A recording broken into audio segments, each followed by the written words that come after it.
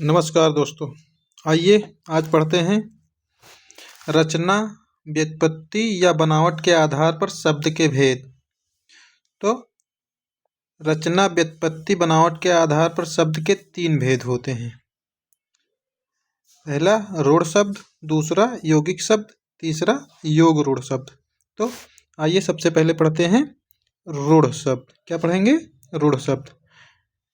रूढ़ शब्द वह होते हैं जिनका कोई खंड सार्थक नहीं होता और जो परंपरा से किसी विशिष्ट अर्थ में चले आ रहे हैं।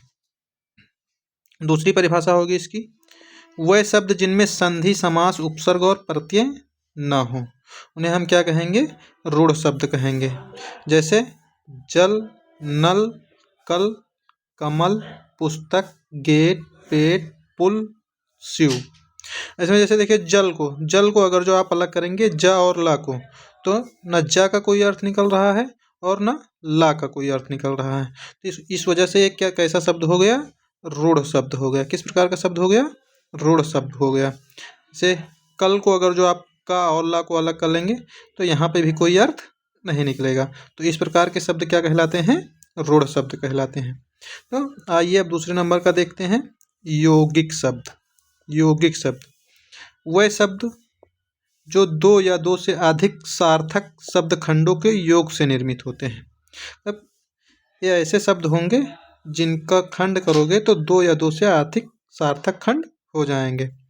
इन शब्दों में संधि, समास, उपसर्ग और प्रत्यय हो सकते हैं। जैसे पहला उदाहरण देखेंगे, पाठशाला।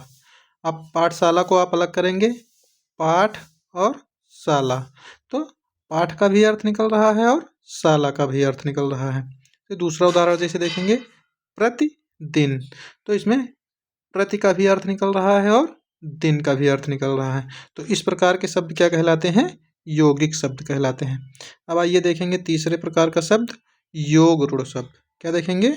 योग रूढ़ शब्द, जो शब्द किसी अन्य अर्थ की ओर इशारा करते हैं। जो शब्द किसी अन्य अर्थ की ओर इशारा करते हैं।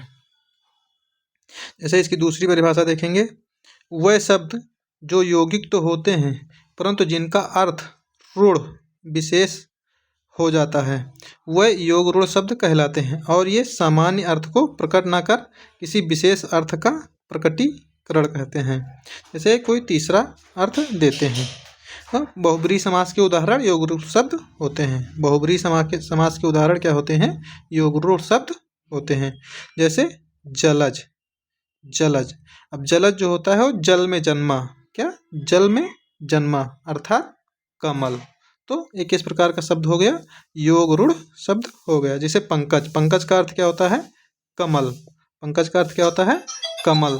तो कमल, पंकज किस प्रकार का शब्द हो गया? योग रूढ़ शब्द हो गया। Thank you.